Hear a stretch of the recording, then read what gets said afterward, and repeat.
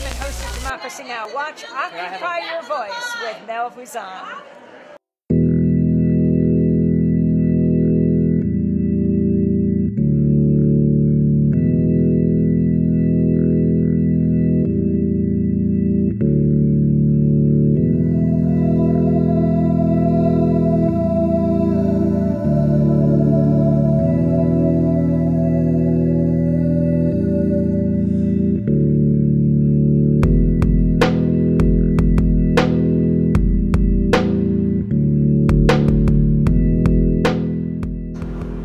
What are we breathing? According to the Natural Resources Defense Council, NRDC, nearly 37 million children live in areas with unhealthy polluted air, and many pollution-associated illnesses have been on the rise. Yet polluters and their allies in Congress have been fighting efforts to reduce toxic industrial pollution and are trying to weaken existing clean air protection.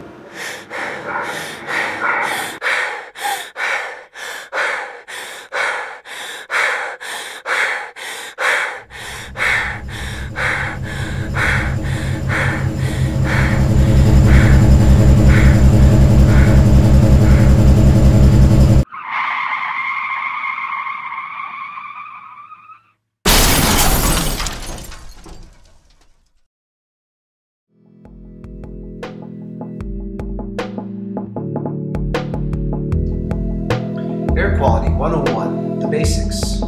The following excerpt comes from the UDOT Planning Network. This segment is an introduction to air quality standards and regulations related to public health and transportation developed especially for Utah public officials, planners, and UDOT stakeholders. The health effects of air pollutants range from subtle issues to more obvious impacts, such as difficulty breathing, coughing, and aggravation of asthma and emphysema. In addition to the health issues, polluted air also impairs visibility.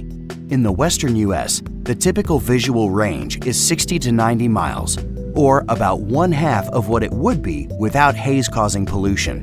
Pollution also affects the Earth's atmosphere. Greenhouse gases trap heat within the atmosphere. Although most greenhouse gas occurs naturally and helps to keep the Earth hospitable to life, it also is generated by human activities. Carbon dioxide emissions account for more than 80% of the U.S. greenhouse gas emissions. These emissions are contributing to changes in the planet's temperatures, and many scientists believe that could lead to harmful effects, such as sea level rise and changes in global weather patterns.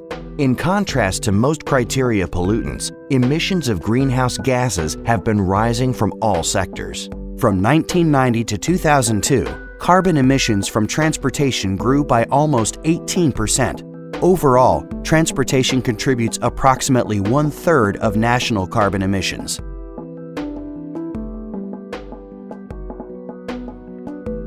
Substances not naturally found in the air or at greater concentrations or different location than usual are referred to as pollutants.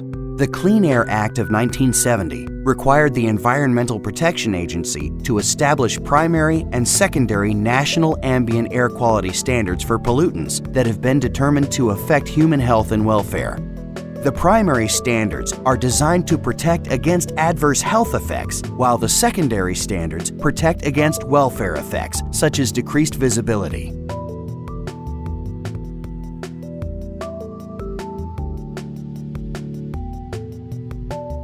Human activity, such as the burning of fuels, happens at both mobile and stationary sources, such as smokestacks. It also comes from burning wood, dust, construction activities, agriculture, and decomposing waste. Natural sources of air pollution include dust from sandstorms, radon, volcanic activity, wildfires, and methane gas emitted by animals such as cattle, which is a specific problem for Cache County.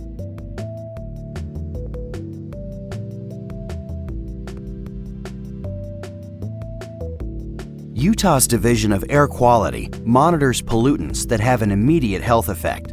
These are ground-level ozone, particulate matter, carbon monoxide, sulfur dioxide, and nitrogen dioxide.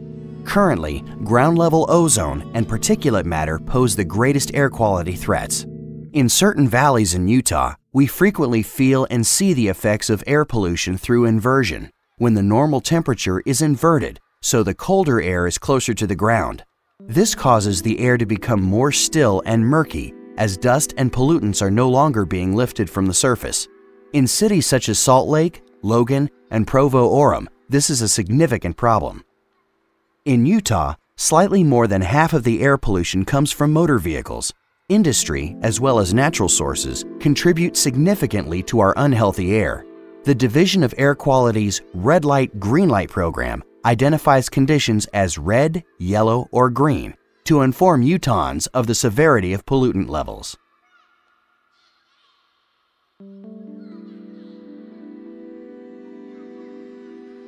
There has been a reduction in certain pollutants since the inception of the Clean Air Act and the targeting of particular pollutants. For example, lead has seen a tremendous decrease since the change from gasoline with lead to unleaded gasoline. After being targeted, even with increased populations and more prevalent driving, carbon monoxide emissions have also shown a decreasing trend, and this trend is expected to continue. However, air pollution concentrations are a function of meteorology and emissions. While weather cannot be controlled, the emissions inventory can be controlled and is the focus of air quality control strategies for automobiles and industrial facilities. Air quality is a complex chemical reaction, and while we have tried certain methods to reduce other pollutants, we still have progress to make. By today's standards, Utah's air quality has gotten better. By tomorrow's standards, we need to improve. Red air quality alerts issued by the Division of Air Quality have shown alarming spikes over the years. In 2007, there were 40 Choose Clean Air Days declared by the Division's Air Monitoring Station, the most we've seen since 2004. Possible reasons for the rise in bad air days include climatic changes and changing standards. As we learn more about air quality, the standards are refined. These air quality changes require close monitoring in order to maintain and improve the quality of life in Utah. Monitoring, measures, and regulations are discussed in the accompanying Air Quality and Transportation Conformity presentation.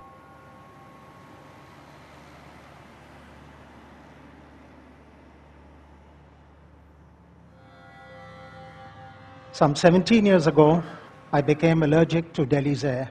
My doctors told me that my lung capacity had gone down to 70% and it was killing me. With the help of IIT, TERI, and learnings from NASA, we discovered that there are 3 basic green plants, common green plants with which we can grow all the fresh air we need indoors to keep us healthy. We've also found that you can reduce the fresh air requirements into the building while maintaining industry indoor air quality standards. The 3 plants are areca palm, mother-in-law's tongue, and money plant. The botanical names are in front of you. Areca palm is a plant which removes CO2 and converts it into oxygen. We need 4 shoulder-high plants per person, and in terms of plant care, we need to wipe the leaves every day in Delhi, and perhaps once a week in cleaner air cities. We have to grow them in vermi manure, which is sterile, or hydroponics, and take them outdoors every 3 to 4 months. The second plant is mother-in-law's tongue, which is again a very common plant, and we call it a bedroom plant because it converts CO2 into oxygen at night. And we need 6 to 8 waist-high plants per person. The third plant is money plant, and this is again a very common plant, preferably grows in hydroponics. And this particular plant removes formaldehydes and other volatile chemicals. With these 3 plants, you can grow all the fresh air you need. In fact, you could be in a bottle with a cap on top, and you would not die at all, and you would not need any fresh air. We have tried these plants at our own building in Delhi, which is a 50,000 square feet, 20-year-old building, and it has close to 1,200 such plants for 300 occupants. Our studies have found that there is a 42% probability of one's blood oxygen going up by 1% if one stays indoors in this building for 10 hours. The government of India has discovered or published a study to show that this is the healthiest building in New Delhi. And the studies show that there is a Compared to other buildings, there is a reduced incidence of eye irritation by 52%, respiratory systems by 34%, headaches by 24%, lung impairment by 12%, and asthma by 9%. And this study has been published on September 8, 2008, and it's available on the Government of India website. Our experience points to an amazing increase in human productivity by over 20% by using these plants, and also a reduction in energy requirements in buildings by an outstanding 15% because you need less fresh air. We are now replicating this in a 1.75 million square feet building, which will have 60,000 indoor plants. Why is this important? It is also important for environment because the world's energy requirements are expected to grow by 30% in the next decade. 40% of the world's energy is taken up by buildings currently, and 60% of the world's population will be living in buildings in cities with a population of over 1 million in the next 15 years. And there is a growing preference for living and working in air-conditioned spaces. Be the change you want to see in the world, said Mahatma Gandhi, and thank you for listening. Warning. What you are about to hear may be too real to accept. Many people would prefer to just go along their blissfully ignorant way and continue doing the very thing that causes so much illness and death in the world today. Each day, billions of people get in their cars, usually alone, and begin the process of consumption and toxic waste. Most people easily compartmentalize the notion that the car in front of them is spewing poisonous exhaust directly into their ventilation system. It would seem ironic that the very people who complain about smoking breathe carcinogens all day long and often work in places that pollute the environment. This is not sustainable.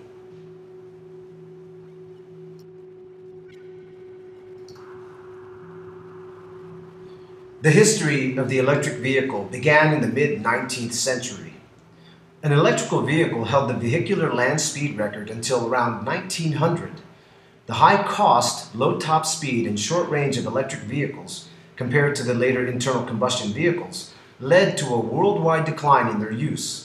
At the beginning of the 21st century, interest in electrical and other alternative fuel vehicles has increased due to growing concern over the problems associated with hydrocarbon-fueled vehicles, including damage to the environment caused by their emissions and the sustainability of the current hydrocarbon-based transportation infrastructure.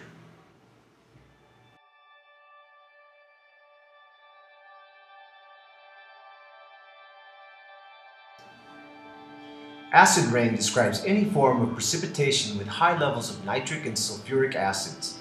It can also occur in the form of snow, fog, and tiny bits of dry material that settle to earth. Rotting vegetation and erupting volcanoes release some chemicals that can cause acid rain, but most acid rain falls because of human activities. The biggest culprit is the burning of fossil fuels by coal-burning power plants, factories, and automobiles. When humans burn fossil fuels, sulfur dioxide and nitrogen oxides are released into the atmosphere. These chemical gases react with water, oxygen, and other substances to form mild solutions of sulfuric and nitric acid.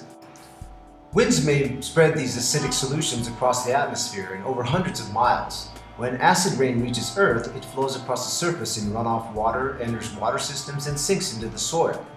Acid rain has many ecological effects, but none is greater than its impact on lakes, streams, wetlands, and other aquatic environments. Acid rain makes waters acidic and causes them to absorb the aluminum that makes its way from soils into lakes and streams. This combination makes waters toxic to crayfish, clams, fish, and other aquatic animals. Some species can tolerate acidic waters better than others. However, in an interconnected ecosystem, what impacts some species eventually impacts many more throughout the food chain, including non-aquatic species such as birds.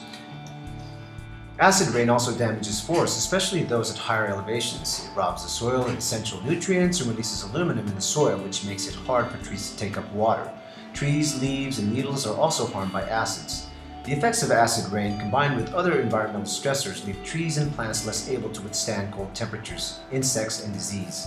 The pollutants may also inhibit trees' ability to reproduce. Some soils are better able to neutralize acids than others.